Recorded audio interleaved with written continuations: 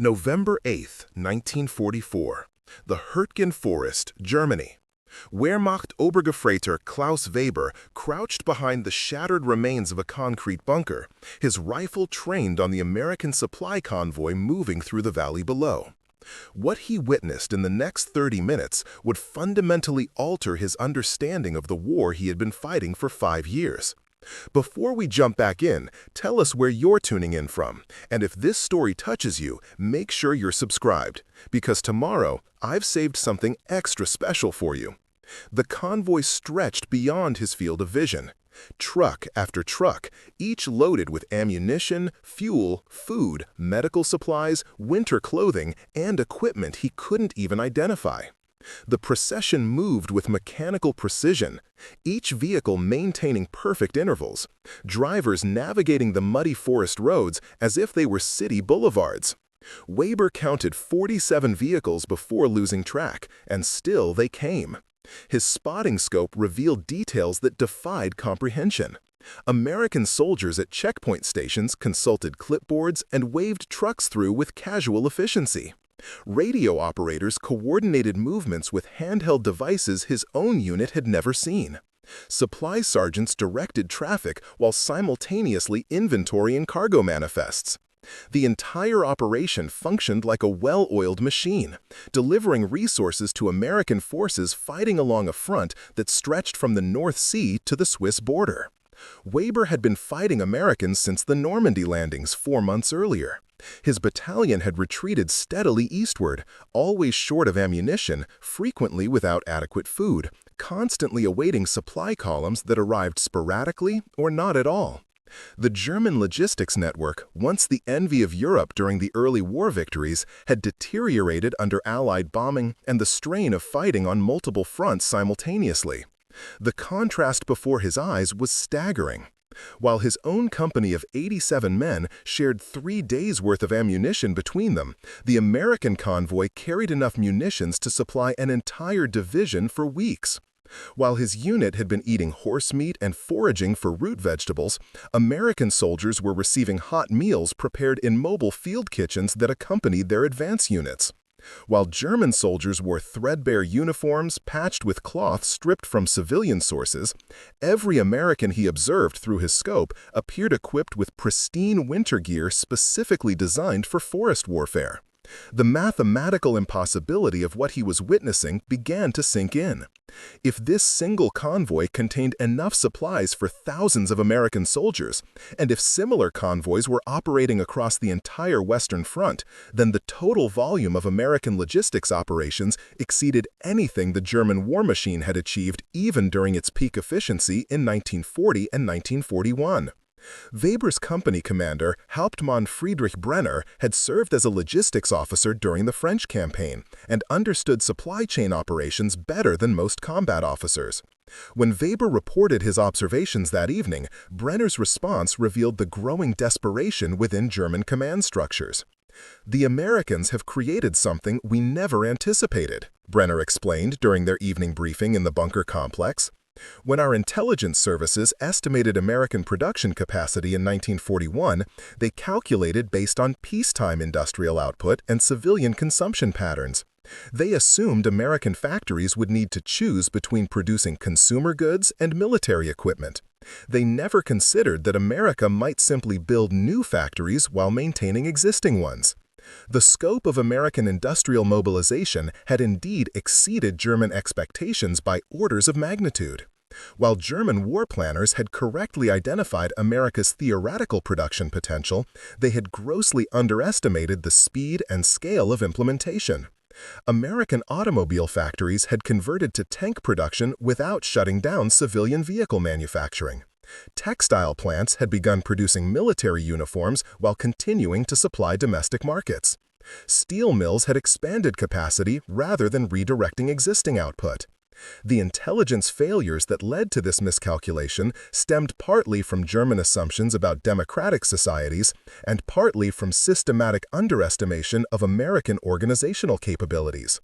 German military planners, accustomed to centralized control and resource allocation, couldn't conceive of a system that mobilized private industry through financial incentives rather than government mandates. They had predicted chaos and inefficiency, where Americans had instead created unprecedented coordination between public and private sectors. Weber's battalion represented a microcosm of the broader German supply crisis.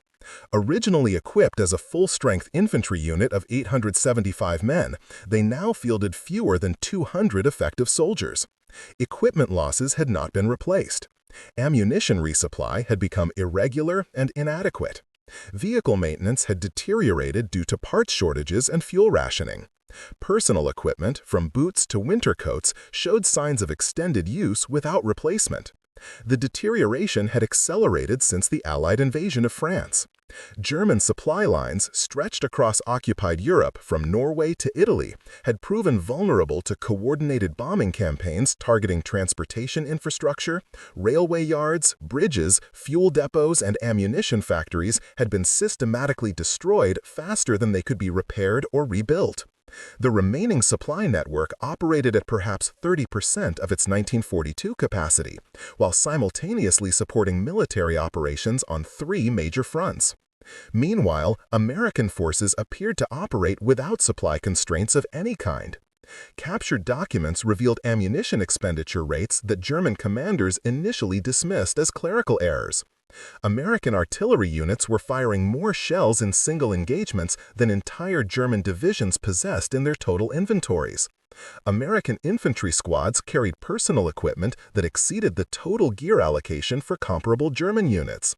American vehicle maintenance procedures included replacing components that German mechanics would have repaired and reused multiple times. The paradox became more apparent as Weber's unit encountered American positions during local counterattacks. Abandoned American foxholes contained discarded equipment that German soldiers immediately salvaged. Half-empty ammunition boxes, barely used medical supplies, partially consumed field rations, and functioning communication devices were routinely left behind during tactical withdrawals. What Americans discarded as expendable represented valuable resources to German forces operating under severe shortages. Gefreiter Hans Steinberg, a former automotive mechanic from Munich, had been assigned to vehicle maintenance duties within the battalion. His technical background allowed him to assess American equipment with professional expertise. After examining a captured American supply truck, his evaluation challenged everything German propaganda had claimed about American manufacturing quality. The engine components show precision machining that equals anything produced in Germany, Steinberg recorded to his maintenance section. The electrical system uses standardized parts that appear interchangeable across different vehicle types. Preparing and narrating this story took us a lot of time, so if you are enjoying it, subscribe to our channel. The transmission design incorporates innovations I have only seen in prototype German vehicles.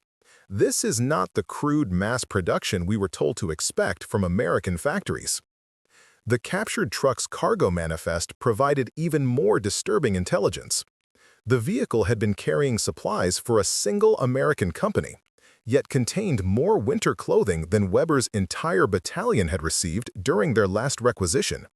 The medical supplies included pharmaceuticals that had become unavailable to German field hospitals. The communication equipment featured radio technology more advanced than what German division headquarters possessed. Most significantly, the truck represented just one node in a supply network of unprecedented scale and sophistication. Shipping labels indicated the cargo had originated from manufacturing facilities across the American continent, been consolidated at Atlantic port facilities, transported across submarine-infested waters, and distributed through European logistics networks to frontline units within weeks of production. The organizational complexity required to coordinate such operations suggested capabilities that German military planners had never seriously considered. Weber's growing awareness of American logistics superiority was shared throughout German forces encountering similar evidence. In the Ardennes, German reconnaissance units reported American supply depots containing enough fuel to operate their entire tank force for months. Along the Italian front, captured American positions revealed ammunition stockpiles that exceeded German artillery allocations for entire corps-level operations. On the Eastern Front, German officers interrogating captured American Lend-Lease equipment operators learned about supply volumes that dwarfed anything in German experience. The cumulative effect of these encounters was devastating to German military morale. Soldiers who had endured years of increasing shortages while being told that enemy forces faced similar constraints discovered they were fighting an opponent operating with virtually unlimited resources. The David versus Goliath narrative that German propaganda had constructed around the conflict was revealed as fantasy when David proved to be better armed, better supplied, and better organized than Goliath had ever been. Hauptmann-Brenner's background in logistics operations allowed him to understand the broader implications of American supply capabilities. During evening briefings with his remaining officers, he outlined the strategic mathematics that had doomed German resistance from the moment America entered the war. Consider the fuel situation, Brenner explained during one particularly candid discussion. Our entire armored division receives perhaps 50,000 liters of gasoline per week when supply conditions are optimal. Intelligence reports indicate American armored divisions consume that quantity in 2 days of active operations. If they can maintain such consumption rates while simultaneously supplying infantry, artillery, air operations, and logistics vehicles, their total fuel availability exceeds our entire national production capacity. The ammunition calculations were equally sobering. German artillery units had been placed on strict rationing protocols, limiting daily shell expenditure to preserve dwindling stockpiles for critical engagements. American artillery operated without apparent limitations, conducting suppression fires, harassment missions, and registration shoots that consumed more ammunition than German units could accumulate through weeks of conservation efforts. The implications extended beyond immediate tactical considerations to encompass fundamental questions about industrial capacity and national resource allocation. If Americans could simultaneously supply massive military operations in Europe and the Pacific while maintaining domestic production and civilian consumption, what did this reveal about the economic foundation supporting their war effort? German economic mobilization had required severe civilian sacrifices, redirection of industrial output from consumer goods to military equipment, rationing of food and basic necessities, and conscription of civilian labor for war production. American economic mobilization appeared to have expanded overall production capacity, rather than redirecting existing resources, maintaining civilian living standards while supporting military operations that exceeded German capabilities. The psychological impact on German soldiers was profound. Men who had volunteered for military service believing they represented the military arm of the world's most efficient industrial society discovered they were fighting representatives of a system that made German efficiency appear primitive by comparison. The technological superiority they had been promised would ensure victory had been surpassed by opponents who combined advanced technology with unlimited production capacity.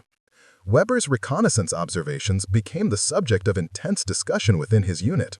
Soldiers who had previously dismissed American capabilities as propaganda exaggeration were forced to acknowledge the evidence before their eyes. Supply convoys that operated with clockwork precision, equipment standardization that allowed rapid maintenance and repair, and resource abundance that enabled operational flexibility German forces had never experienced. The standardization aspect proved particularly significant from a logistics perspective. American equipment appeared designed for mass production and field maintenance under combat conditions.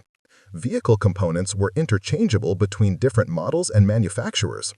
Communication equipment used common protocols and standardized interfaces. Personal equipment followed consistent sizing and specification standards that simplified supply chain management. German equipment, while often superior in individual performance characteristics, had been designed according to different principles that prioritized technical excellence over logistics efficiency.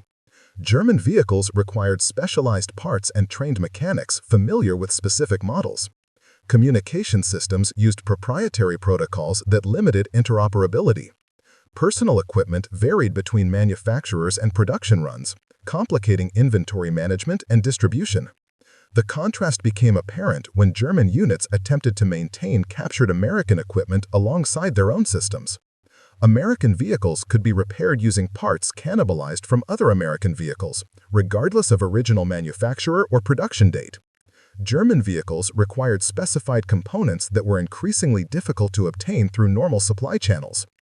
American communication equipment could be operated by personnel with basic training and standardized procedures. German communication systems required specialized technical knowledge that limited their effective utilization to trained operators, reducing operational flexibility when casualties occurred among communication personnel. The standardization extended to seemingly minor details that cumulatively created significant advantages. American soldiers wore uniforms manufactured according to consistent sizing standards, simplifying replacement and inventory management. German uniforms vary between manufacturers and production runs, requiring complex logistic support to ensure proper fit and function. American field rations were packaged in standardized containers with consistent nutritional content and preparation requirements. German field rations varied in packaging, content, and preparation methods depending on availability of ingredients and manufacturing capacity at different production facilities. These details might seem trivial individually, but their cumulative effect was transformative for logistics operations, supporting millions of personnel across multiple theaters of operation. American supply officers could calculate requirements, place orders, and distribute materials using standardized metrics that simplified planning and reduced errors. German supply officers worked with variable specifications that complicated every aspect of logistics management. Weber's unit began collecting American equipment whenever possible, not for tactical advantage but for survival necessity. Captured American supplies often represented the difference between effective military operations and complete logistical breakdown. American field rations supplemented inadequate German food supplies. American medical supplies filled gaps in German medical inventories. American ammunition was adapted for use in German weapons when compatible. The dependency on enemy supplies to maintain combat effectiveness represented a fundamental strategic failure that German command structures were reluctant to acknowledge. Military units that required captured enemy equipment to function effectively could not sustain operations independent of enemy logistic systems.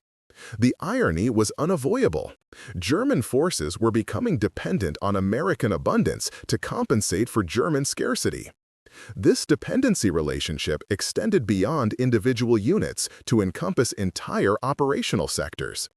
German armored divisions incorporated captured American vehicles into their transportation assets because German vehicle production could not maintain adequate replacement rates.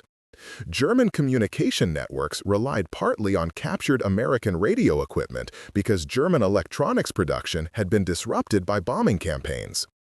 German field hospitals used captured American medical supplies because German pharmaceutical production could not meet military requirements. The strategic implications were devastating. An army that depends on enemy supplies for basic operations has already lost the logistical war, regardless of tactical outcomes on battlefields. German forces might win individual engagements through superior training, tactics, or leadership, but such victories were meaningless if they could not be sustained through independent supply networks. Weber's growing understanding of these realities transformed his perspective on the entire conflict. What had begun as a reconnaissance mission to observe enemy supply operations had become a revelation about the fundamental imbalance in industrial capacity between Germany and America. The war was not being decided by military prowess or tactical innovation, but by production statistics and logistics capabilities that favored America by margins too large to overcome through battlefield performance. The mathematics were inexorable. American factories were producing equipment faster than German forces could destroy it. American supply networks were delivering resources faster than German forces could interdict them. American logistics systems were supporting operational tempos that German forces could not match or sustain. The war had become a contest between German military efficiency and American industrial capacity, and industrial capacity was winning decisively. As Weber prepared his reconnaissance report for transmission to battalion headquarters, he understood that the intelligence he was providing would not change strategic outcomes. German commanders already knew about American logistic superiority, but lacked the industrial base necessary to compete on equal terms. The report would join countless similar observations documenting American capabilities, while German capabilities continued their steady decline. The bitter irony was complete. German soldiers, trained to appreciate efficiency and organization, had encountered a system more efficient and better organized than anything their own society had produced. The Americans, they had been taught to dismiss as chaotic and undisciplined, had created logistics networks that made German organizational achievements appear amateurish. Weber's 30-minute observation of an American supply convoy had revealed the true nature of the conflict he was fighting. This was not a war between equals, differentiated by ideology or military doctrine. This was a war between a regional power and a global industrial empire, and the outcome had been determined by production capacity rather than battlefield performance. The realization brought no comfort, only the grim understanding that every day of continued fighting represented German resources being consumed without possibility of replacement, while American resources continued arriving in unlimited quantities. The mathematics of defeat were written in every truck that passed through the Hürtgen Forest, carrying supplies that German forces could never hope to match or intercept effectively. In that moment, crouched behind his concrete bunker with his inadequate rifle and dwindling ammunition, Klaus Weber understood what German high command had refused to acknowledge. The war was already over, decided not by military brilliance, but by American logistics capabilities that had transformed industrial potential into battlefield superiority through organizational systems that exceeded German comprehension. The supply convoy disappeared into the forest, carrying resources that would enable American forces to maintain operations German forces could no longer sustain.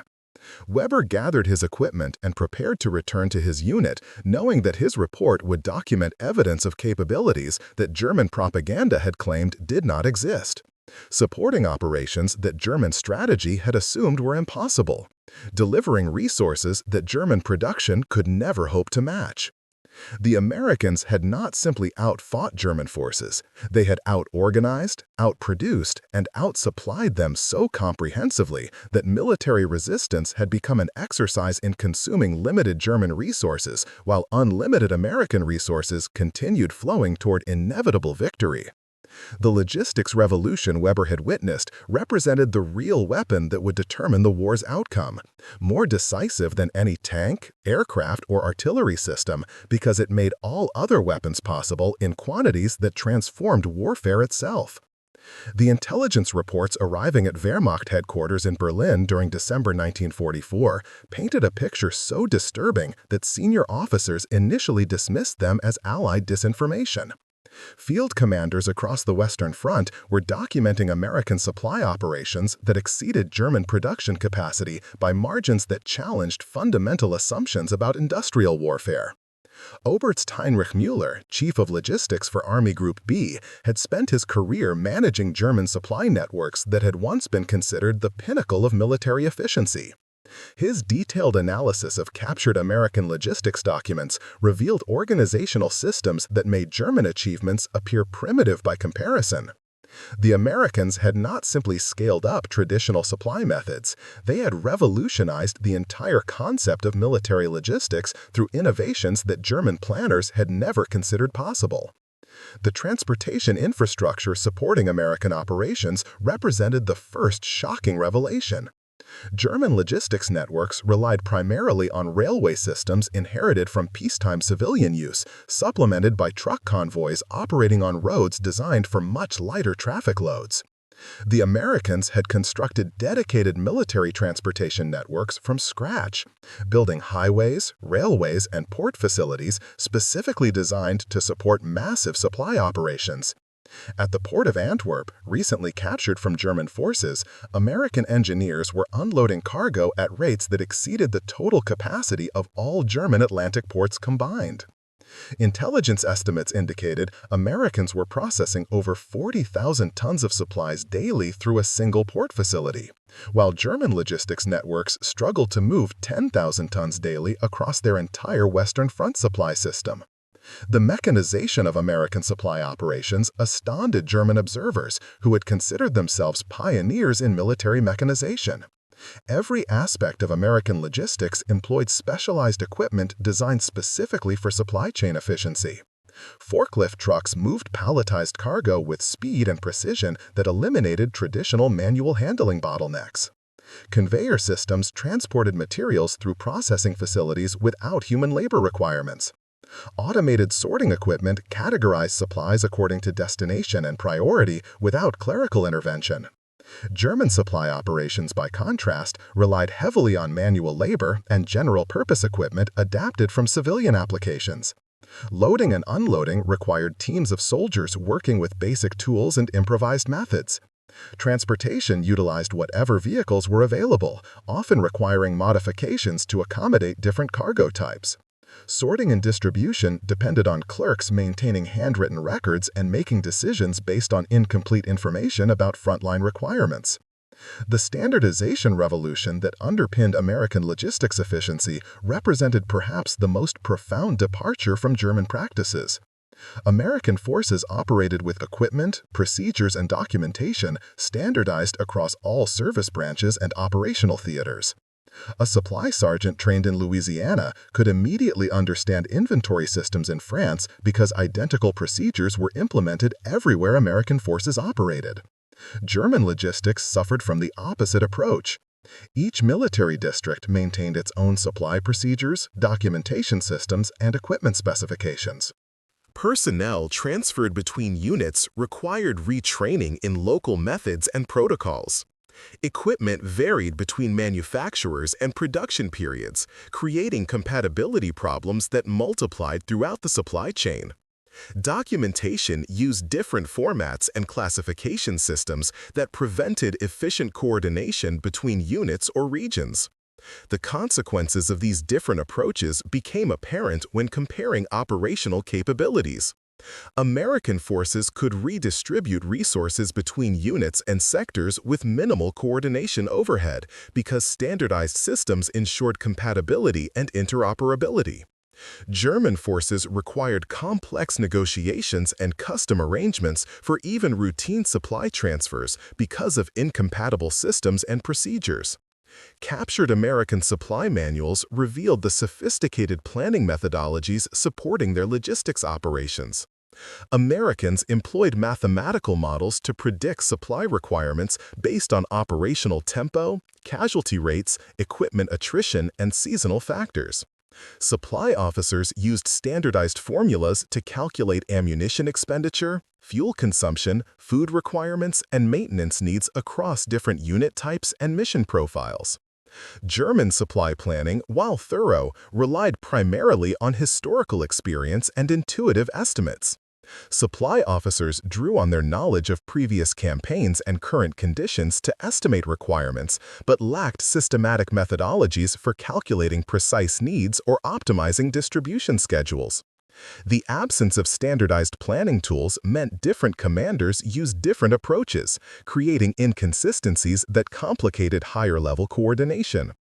The scale of American production supporting these logistics operations defied German comprehension. Intelligence estimates indicated American factories were producing military equipment at rates that exceeded German peak production by factors of 10 or more in critical categories. American aircraft production alone surpassed total German military vehicle production across all categories. American ammunition manufacturing exceeded German capacity by margins so large that German planners initially refused to accept the figures as accurate. The diversity of American production proved equally shocking. German war production had focused on a limited range of highly specialized weapons and equipment designed for specific tactical applications. American production encompassed thousands of different items, from complex weapon systems to mundane support equipment, all manufactured in quantities that ensured availability throughout their military structure. American supply catalogs captured during operations contained descriptions of equipment items that German forces had never seen or imagined. Specialized tools for every conceivable maintenance task, communication equipment designed for specific operational environments, transportation vehicles optimized for different cargo types and terrain conditions, medical equipment tailored to field hospital requirements, and construction materials engineered for rapid deployment under combat conditions. The redundancy built into American supply systems provided operational resilience that German networks could never achieve. Americans maintained multiple supply routes between production facilities and frontline units, ensuring continued operations even when individual routes were interdicted. They stockpiled materials at numerous intermediate depots, creating buffers that absorbed disruptions without affecting combat operations. They cross-trained personnel in multiple specialties, preventing critical skill shortages when casualties occurred among technical specialists. German supply networks operating under severe resource constraints could not afford such redundancy. Single supply routes served entire operational sectors, making them vulnerable to interdiction. Limited stockpiles meant any disruption immediately affected frontline operations. Specialized personnel could not be replaced when lost to combat or other causes, creating critical gaps in technical capabilities. The communication systems coordinating American logistics operations represented another technological leap beyond German capabilities. Americans employed radio networks specifically designed for supply coordination, allowing real-time communication between production facilities, transportation hubs, storage depots, and combat units. Supply officers could track shipments throughout the distribution process, modify delivery schedules based on changing requirements, and coordinate with multiple suppliers simultaneously. German supply communications relied primarily on telephone and telegraph systems inherited from civilian infrastructure, supplemented by courier services when electronic communications were unavailable. The limited bandwidth and reliability of these systems prevented the real-time coordination that American logistics required. Supply officers often worked with outdated information about inventory levels, transportation schedules, and frontline requirements. The maintenance and repair capabilities supporting American equipment represented yet another dimension of logistics superiority. Americans deployed mobile maintenance facilities equipped with specialized tools, replacement parts, and trained personnel capable of performing complex repairs under field conditions. These units could restore damaged equipment to operational status without returning it to fixed facilities, maintaining higher equipment availability rates and reducing supply chain demands. German maintenance operations, while technically proficient, lacked the resources and equipment necessary for comprehensive field repairs. Damaged equipment often required evacuation to fixed facilities, consuming transportation capacity and reducing equipment availability. Replacement parts were frequently unavailable, forcing maintenance personnel to fabricate substitutes or cannibalize components from other equipment. The quality control systems ensuring American supply reliability provided operational predictability that German forces had lost early in the war. American equipment and supplies met consistent specifications that allowed commanders to plan operations with confidence in their materials and equipment. Ammunition performed according to documented characteristics, vehicles operated within predictable parameters, and consumable supplies maintained consistent quality standards. German supply quality had deteriorated significantly as war production pressures forced acceptance of substandard materials and manufacturing shortcuts. Ammunition reliability had declined as quality control procedures were abbreviated to increase production rates. Vehicle performance varied depending on manufacturing facility and production period, as different suppliers used different materials and processes. Consumable supplies varied in quality and composition as substitute materials replaced standard ingredients. The personnel training supporting American logistics operations created competency levels that German forces could not match with their limited training resources. Americans invested heavily in specialized education for supply personnel, providing comprehensive instruction in modern logistics methodologies, equipment operation, and coordination procedures. Supply specialists received ongoing training to maintain proficiency with evolving systems and technologies. German logistics personnel, while experienced and dedicated, had received their initial training in peacetime systems that bore little resemblance to wartime requirements. Ongoing education was limited by resource constraints and operational demands that prevented personnel from leaving their duties for extended training periods. Many supply specialists were learning new procedures and technologies while simultaneously managing critical supply operations. The medical logistics supporting American forces illustrated the comprehensive nature of their supply advantage. Americans maintained complete medical supply chains that delivered pharmaceuticals, surgical equipment, and specialized medical devices to field hospitals and aid stations with the same reliability as ammunition and fuel distribution. Medical facilities operated with surplus capacity that allowed comprehensive treatment of all casualties without rationing or triage based on supply availability. German medical logistics had collapsed under the combined pressures of increased casualty rates and supply shortages. Medical facilities operated with chronic shortages of essential pharmaceuticals, surgical supplies, and basic medical equipment. Treatment decisions were often influenced more by supply availability than medical considerations, forcing doctors to provide substandard care because proper supplies were unavailable.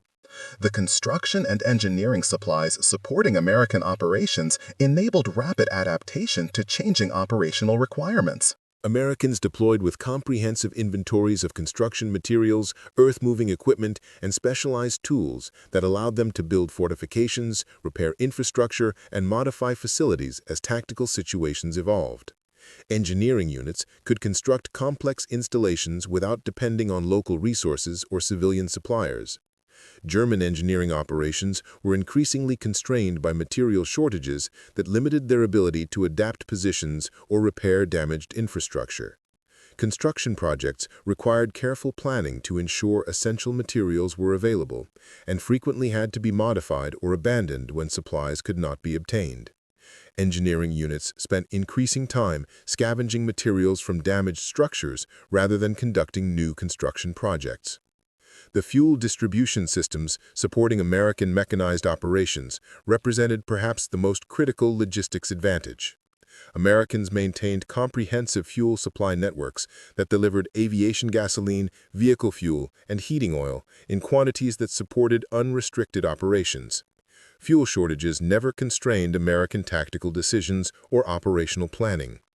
German fuel logistics had become the primary limitation on military operations, as petroleum supply sources were lost to Allied advances and bombing campaigns. Fuel rationing affected every aspect of German military activity, from routine transportation to major offensive operations. Tactical decisions were frequently influenced by fuel availability rather than strategic considerations, forcing commanders to accept suboptimal outcomes because fuel constraints prevented preferred courses of action. The spare parts distribution supporting American equipment maintenance provided operational readiness levels that German forces had not experienced since the early war period.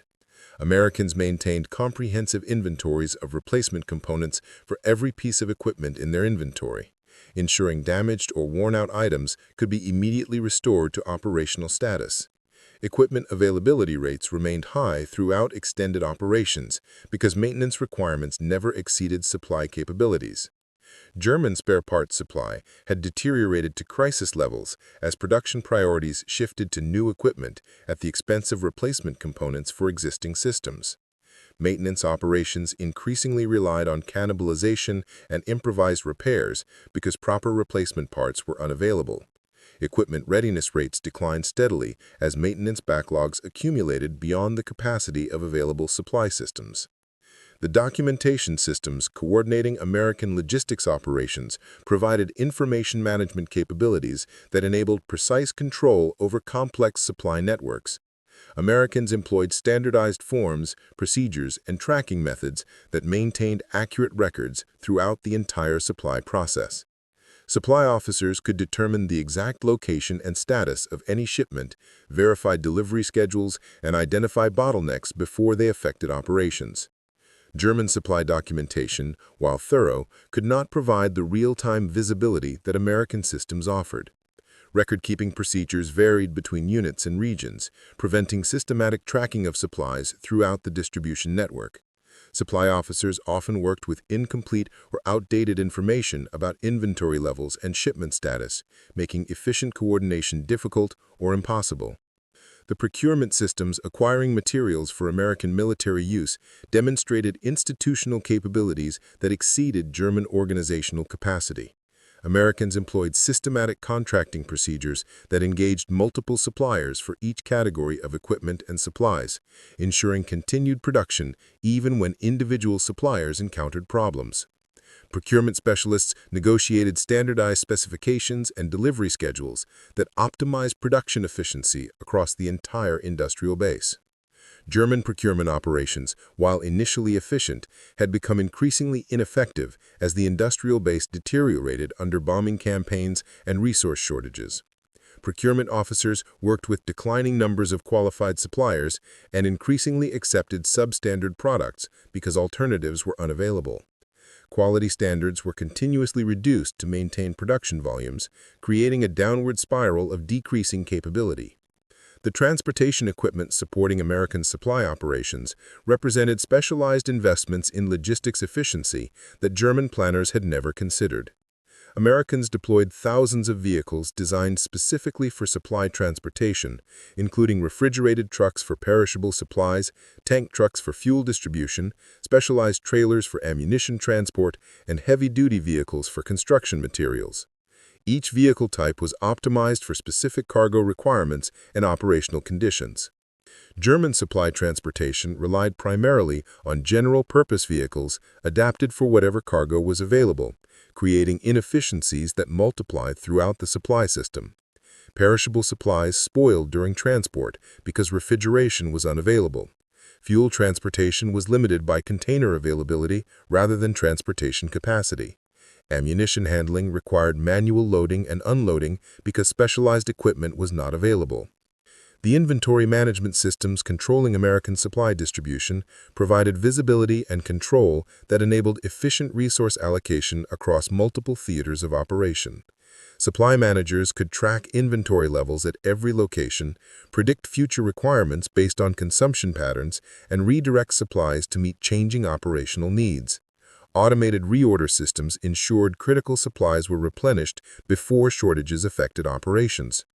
German inventory management relied on manual record-keeping systems that could not provide timely or accurate information about supply status across the entire network.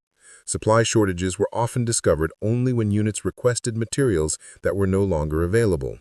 Resource allocation decisions were made with incomplete information about actual requirements and available supplies.